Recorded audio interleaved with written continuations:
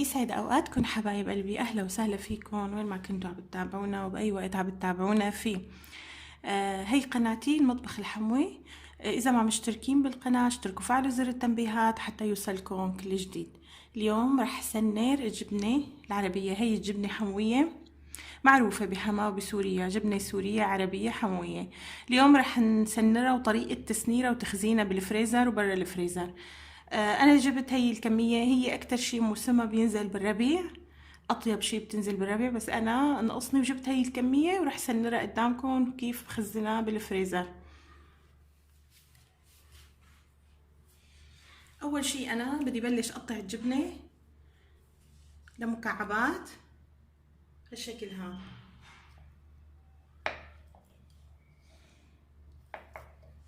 هيك بنقطع الجبنة.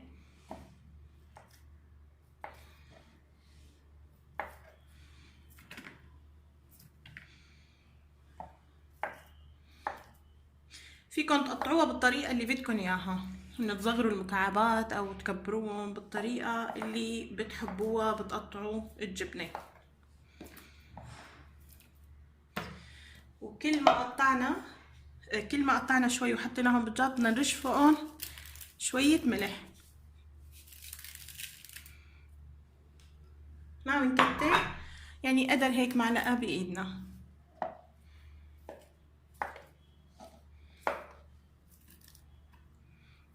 يعني هي الجبنة من اطيب انواع الجبنة اللي ممكن تاكلوها. هي الجبنة السورية، من إلا الجبنة السورية العربية، اوقات بيقولوا لها الجبنة الخضراء. هي بتنزل بالربيع، اكتر شي موسمها بينزل بالربيع، تكون طيبة طعمتها بالربيع.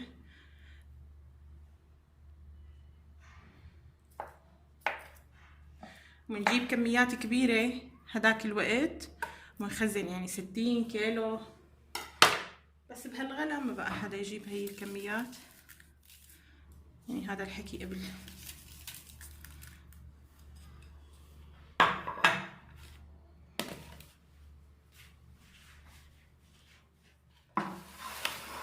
راح اتركهم لبكرة هيك لينزل من ميتهم وبسنرهم. بنشوفكم بكرة.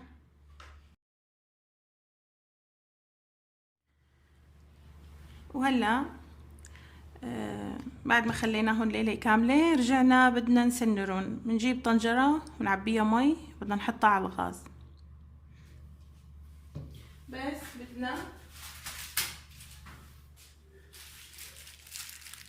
بدنا مسكة وبدنا محلم. هدول انا اليوم جبتهم. سبحان الله شو صاير بهالدنيا. هدول الحبات، حبة هي المسكة جبتها ب3000، وهدول 10 حبات ب3000. شو صاير بالدنيا ما بعرف. هدول لازمين لتسنير الجبنة. بدنا نحطهم بقلب المي، بنحطهم بشقفة شاشية وبنربطها وبنحطها مع المي اللي عم تغلي.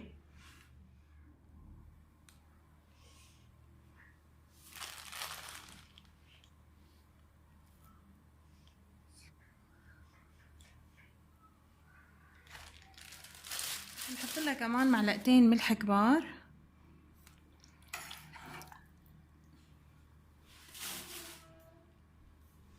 للمي مع المحلب، بنخليهم ليغلوا. بس بلشوا يغلوا بنبلش بننزل الجبنة بقلبها. هلا لبين ما تغلي المي بنجهز مصفاية مشان نحط فيها الجبنة، وبنجهز حبة البركة والمحلب اللي بقى معنا. حطينا شوي بالمي وبقى معنا بدنا ندقهم ناعم مشان نرشهم على الجبنة. هلا بلشت المي بدها تغلي، بدي سقط الجبنة بقلبها، بس ما بسقط كمية كبيرة، شوي شوي مشان ما تلزق مع بعضها. وما بخليها تغلي كتير، غلوة وحدة وبشيلها. يعني ما بخليها انه تغلي كتير عشان ما تلزق ببعضها، بس غلوة وبشيلها. وما بنسقط كمية كبيرة، يعني ما كل الكمية.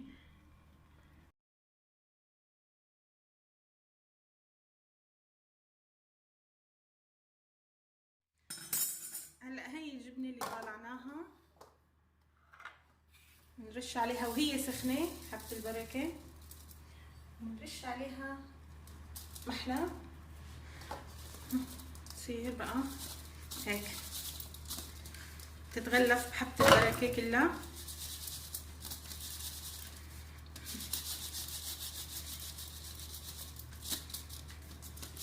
نضل منحركها هيك لتتغلف بالمحلى وحبة البركة.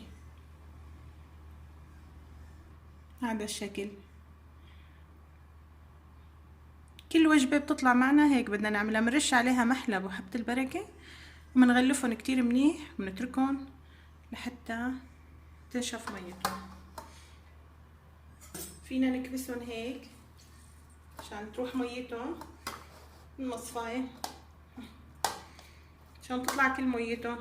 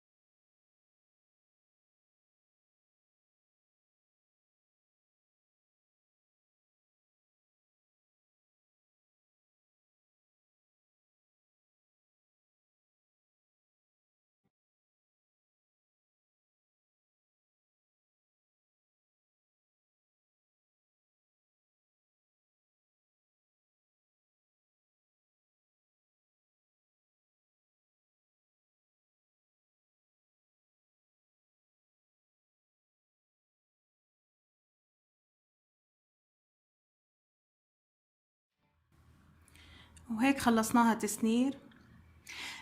بالنسبة لتخزينها في طريقتين لتخزينها. هلأ بعد ما تبرد ومنعبيها بأكياس ومنحطها بالفريزر، بس ما في كهرباء بدنا نحطها بدون فريزر، بدنا نرجع نحطها بمطاربين ونعمل لها مملح. المملح لازم يكون على البيضة، يعني بنعمل ملح تقريبا لكل كاسة مي معلقة ملح كبيرة، يعني هي اللي بناكل فيها معلقة الطعام، وبنحط البيضة.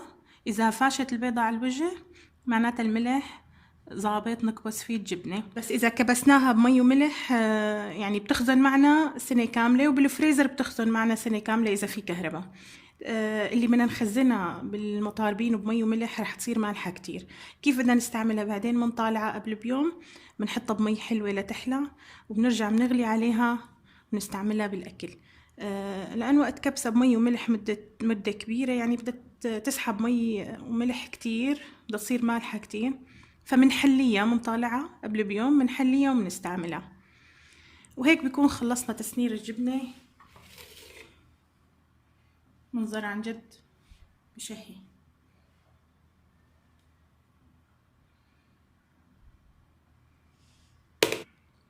إذا عجبكم الفيديو لايك واشتراك بالقناة وتفعيل الجرس.